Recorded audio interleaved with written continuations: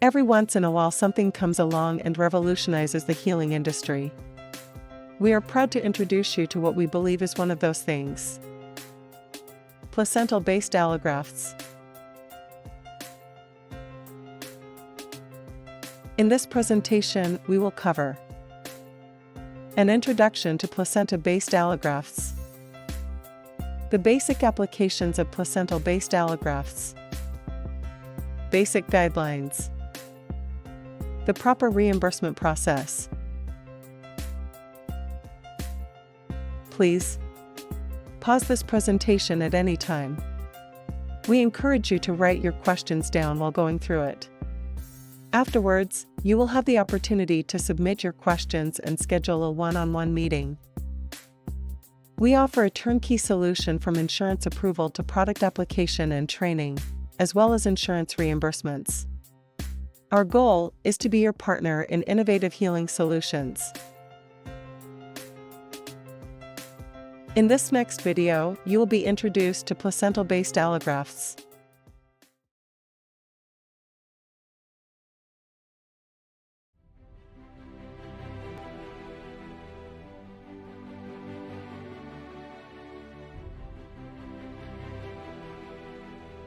One tissue with great regenerative capacity is placental tissue, which serves the mother and baby with barrier properties and nutrient transport. Placental tissues are also readily available since they are normally discarded tissues.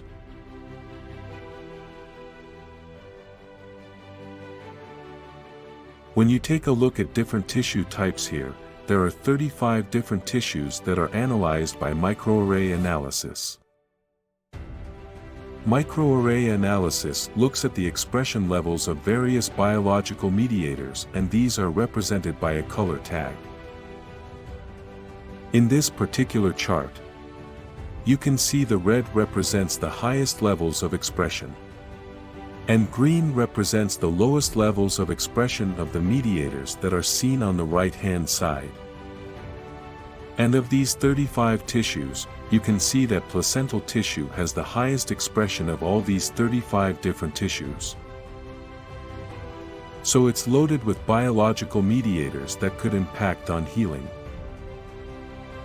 The uterus and placenta are filled with vessels deriving from the umbilical cord.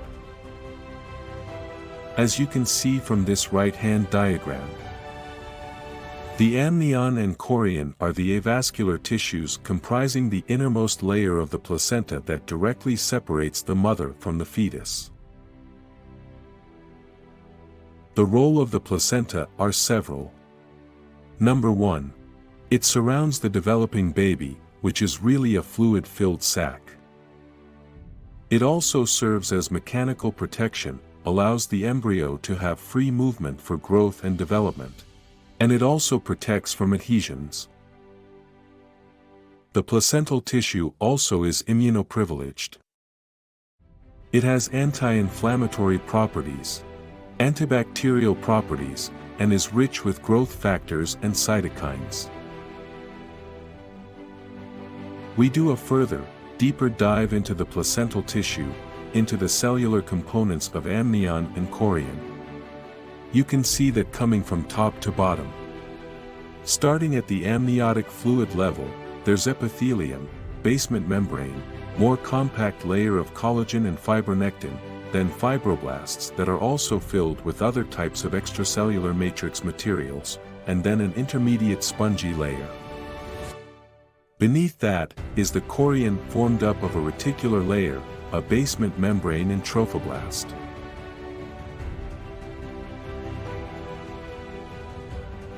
These placental-based allografts all require processing. So from the time of the live birth, and again, traditionally, the placenta is something that's thrown away, but actually can be repurposed if processed appropriately.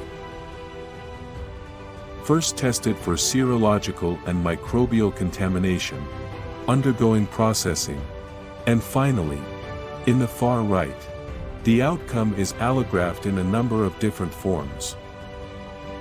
Number 1 is that Unlike some of the other types of therapies and allografts that are available, these are generally shelf-stable, and once you remove them from their packaging, they're easily cut, easily manipulated, and placed directly on the wound.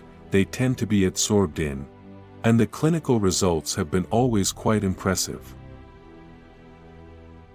Having said that, it's a reminder here that you can't just slap a placental-based allograft on any wound. You have to still do all the things that we do for modern wound management. Do you have a diagnosis? Can you address the underlying issue? Is it an inflammatory lesion? Is it grossly infected? What's the reason why it existed? Are there biomechanical pressures that haven't been dealt with? So diagnosis is critical. And of course, everything else that we normally do in wound management still has to be done prior to using these. So that would include sharp debridement routinely, which we do in almost all our patients. Maintenance debridement with enzymes at home, possibly addressing the wound. Microenvironment. Is the moisture in the wound something that can be addressed using dressings that are either absorptive or provide hydration? Bacterial burden. Not only is the lesion grossly infected, but is there still an element of bacterial load within the tissues? That could be better addressed using some type of antimicrobial approach, antimicrobial dressing. Whether in silver or iodine-based, or any of the other types of modalities we have available. And finally, most patients have some comorbidities. Whether it's venous reflux disease, whether there's some biomechanical issue that needs some type of offloading, improving perfusion. There's also, of course, nutritional status, all the other types of things that we have to address. Looking at the patient as a whole, and if these things are addressed first, you're likely to get the most optimal outcomes when you use an advanced modality like a placental-based allograft. So, once the wound bed is properly prepped, then when you add a PBA placental-based allograft, the data shows that these wounds do heal faster.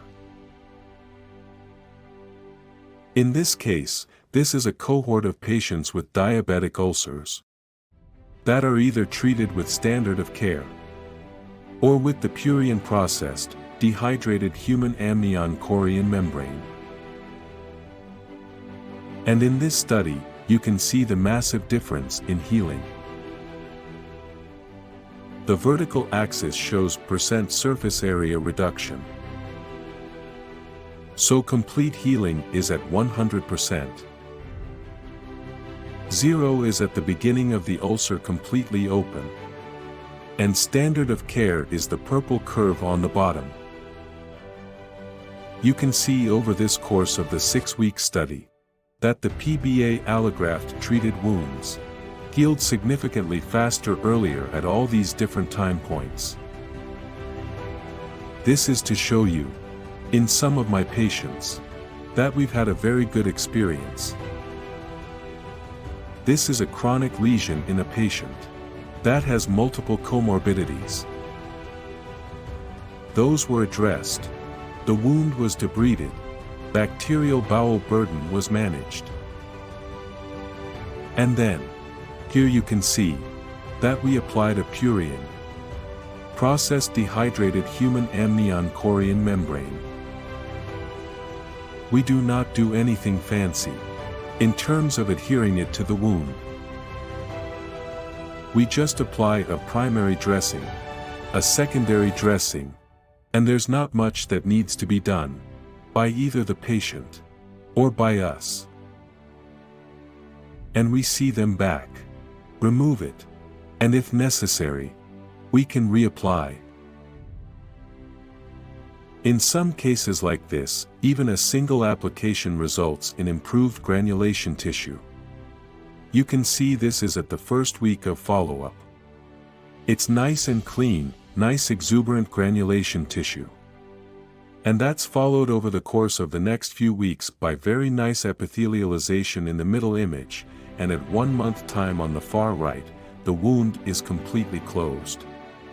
So some of these wounds close very well, just with a single unit of a placental based allograft, while others, and these are on a case-by-case basis, can require weekly or bi-weekly applications. This is another example of a patient, a diabetic patient, with a poorly healing wound, unhealed for over a year.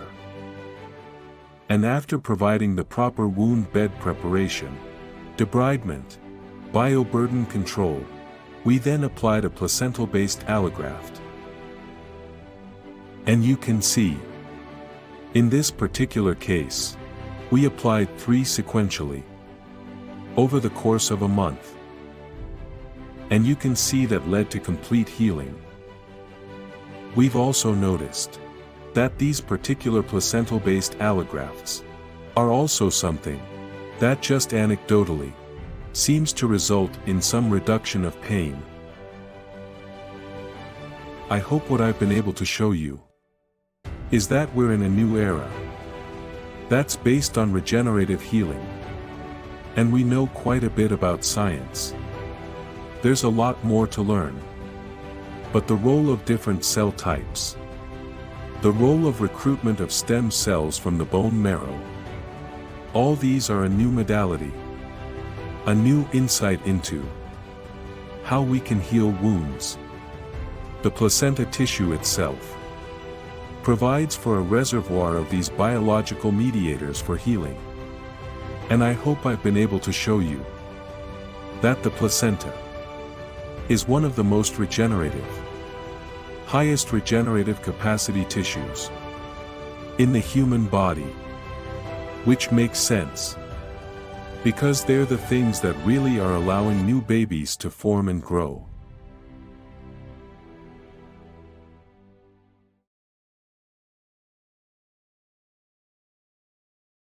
Early intervention in wound care. The colorful flowchart depicts a systematic approach to wound care, emphasizing early intervention and the use of multiple therapies along with effective antibiofilm antiseptics. Let's break down the key stages. Initiate multiple therapies in combination, days 1 to 4. Aggressive debridement, removing dead or infected tissue from the wound. Empirical topical antiseptics and systemic antibiotics, applying antiseptics directly to the wound and administering antibiotics systemically. Manage host factors, addressing factors like offloading pressure, compression, diabetes management, and proper nutrition. DNA identification of microorganisms and point-of-care diagnostics, identifying the specific pathogens causing the wound infection. Initiate multiple therapies in combination, days 5 to 7. Assess inflammation and healing status, evaluate the wound's progress. Appropriate debridement, continue removing non-viable tissue. Optimize or personalize topical antiseptics and systemic antibiotics, tailor treatment based on individual needs. Continue management of host factors, sustaining efforts to promote healing. De-escalate treatment as wound improves, 1 to 4 weeks. Assess inflammation and healing status, monitor healing progress. Maintenance debridement, regularly remove any remaining non-viable tissue. Reassess need for topical antiseptics and systemic antibiotics, adjust treatment as necessary.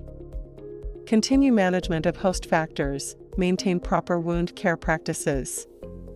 Evaluate wound healing and decide to continue with standard care or step it up to advanced therapies. Standard care, continue until healed if the wound is progressing well, continue with standard care. Step up to advanced therapies, if needed, consider advanced treatments such as growth factors, skin grafts, combination products, or negative pressure therapy. Remember, early intervention and a comprehensive approach are crucial for optimal wound healing.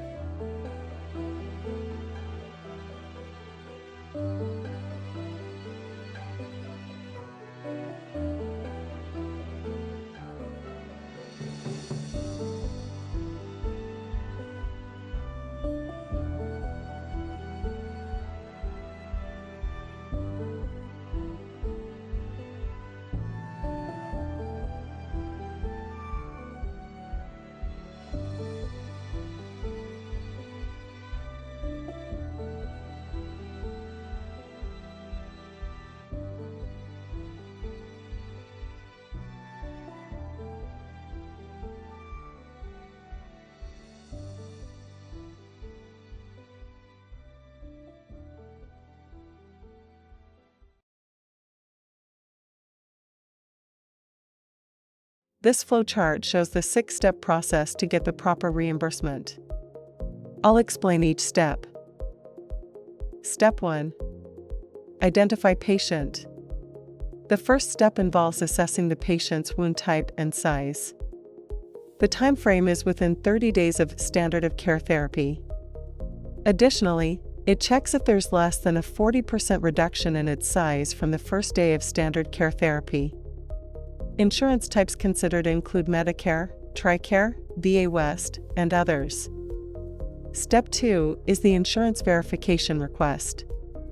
On day 1, the medical staff initiates an insurance verification request. They fax the patient demographic sheet along with insurance information. The most recent clinical note with wound details and size is also included. Within 48 hours, they receive insurance approval or denial. On step 3, allograft. On day 1, the medical team places the graft order. They receive the graft within 48 hours. The graft is then applied to the patient. An allograft invoice is generated. Step 4 is billing and clinical notes, which is on day 3. The medical staff submits a billing claim. This claim must be done within 72 hours of applying the graft. Simultaneously, they complete the clinical notes related to the procedure. Step 5 will be reimbursement. After billing, the reimbursement process begins between days 24th and 31st after graft application. It involves claiming reimbursement within 21 to 28 days of being billed. Finally, step 6, invoice payment day 28 to 45. The medical facility will receive an invoice for the placental based allografts. They need to make the invoice payment within this period. Remember that this process ensures proper patient care, insurance compliance, and timely billing. If you have any specific questions about a particular step, write them down and we will answer them at our one-on-one meeting. The information provided serves as a guiding framework for wound care management. However, it is essential for healthcare providers to take responsibility for ensuring compliance with all relevant national and local coverage determinations, articles, and commercial medical policies pertaining to wound care. Healthcare providers must proactively review and follow these policies to ensure that treatments are administered in accordance with established guidelines and reimbursement criteria. This includes staying informed about any updates or changes to coverage policies that may impact wound care practices. By remaining vigilant and adhering to coverage policies, healthcare providers can uphold standards of care, optimize patient outcomes, and minimize compliance risks. With this presentation, you will receive a PDF of more guidelines to allow for an in-depth overview of wound care practices. As mentioned before, our goal is to join your team and be your partner in innovative healing solutions. Our aim is to build a lasting relationship and be by your side from start to healing. Our turnkey support solutions include assistance with insurance approvals and reimbursements, application training, billing support, inventory, marketing, and patient education. The next steps will be to schedule a one-on-one meeting today to address all your questions. Then, onboarding to get you started. Thank you for taking your time to watch this presentation. We look forward to connecting with you and being part of your healing solution journey. Stay well and have a great day.